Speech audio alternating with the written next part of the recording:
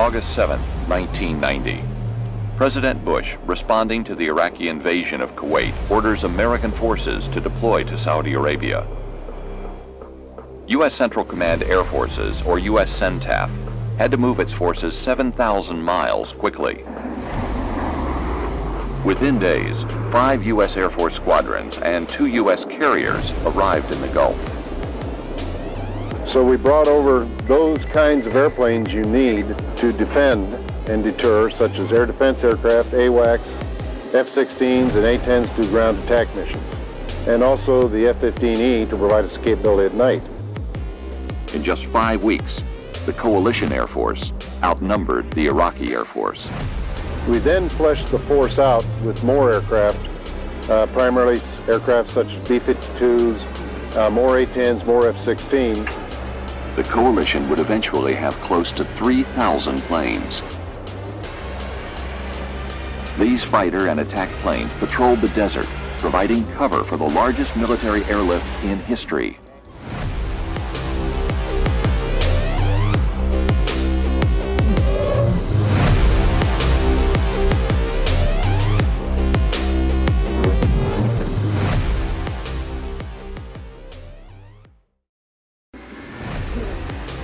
Airlift, the hidden part of air power. It was the fastest way to get enough men and material over to defend the Desert Kingdom. Military and civilian cargo planes delivered 91,000 troops and 72,000 tons of cargo in the month of August alone to places like Riyadh, Jubail, Dhahran. Dhahran in the early goings was wall-to-wall planes. Literally, planes would be holding until a plane took off so another plane could land. In November and December, after the president decided we needed more forces on, we actually went into a second peak. We went through the same thing, hauling maximum use of strategic forces to bring things into the theater.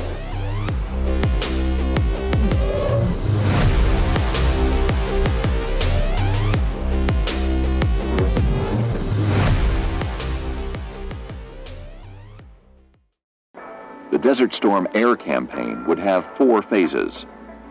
Phase 1 had 3 goals: gain air superiority, destroy Saddam's strategic capability, namely his NBC weapons and long-range missiles nicknamed Scuds, and disrupt his command and control. The Allies estimated the first phase would last 20 to 25 days. Phase 2 would be short.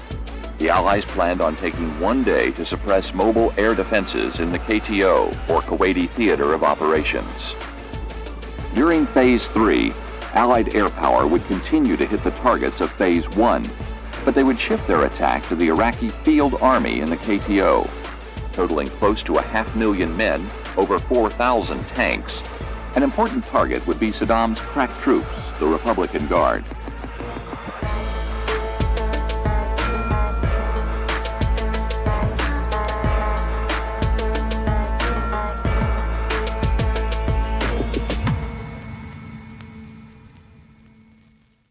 Although they numbered less than 3% of the coalition fighters, the F-117 struck almost a third of the targets on the first day. These stealth fighters led the attack, penetrating the Iraqi IADs unseen. The first actual bomb to fall on Iraq, that occurred at about 9 minutes before what we referred to as H hour. An F-117 took out the southern IOC that controlled the reporting sites.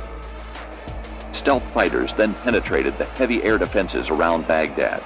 We flew 32 F-117s right into downtown Baghdad in the first hour and 20 minutes. The F-15Es went after all of the permanent Scud launchers out in western Iraq and the storage areas associated with that. The F-111s during the same time period, in addition to the TLAMs, took out some of the power grids and hit many of the industrial sites and the airfield. The GR-1s from the RAF also were very heavy in striking the airfields, as were the B-52s in striking the southern airfields. The F-14s and the F-15Cs in air-to-air mode were there from the start that evening, making sure that the tankers and the AWACS airplanes were protected. The Iraqis never recovered from the Allies' first punch on that first night. So we seized control of the air in the initial moments of the air campaign, and as a result made all the rest of it much easier, much more efficient and possible.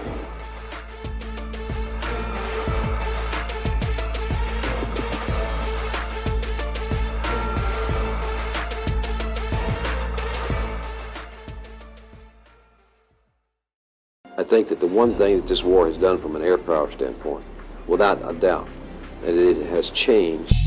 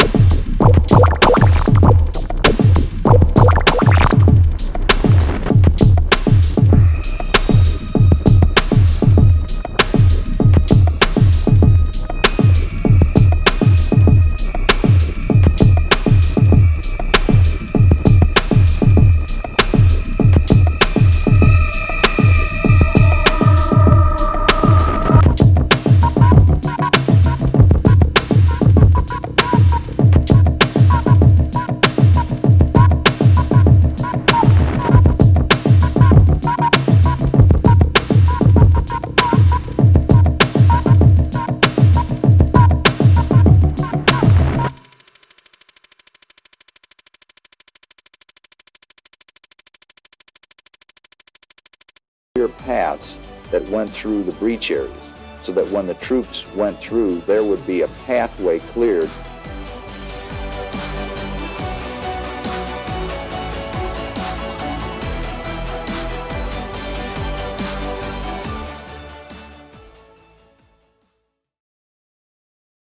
It was time for the ground troops to liberate Kuwait. General Schwarzkopf launched the ground war on February 24, 1991, 39 days from the start of the air campaign. The original Allied plan was only 9 days off schedule. Negative radar contact. Roger that. We're Garlic 1-3. Allied air power entered Phase 4, providing close air support. It's very difficult in a very fast-paced ground campaign such as this war featured for the Army to know when and where they're going to need close air support. So we created a system called push-CAS.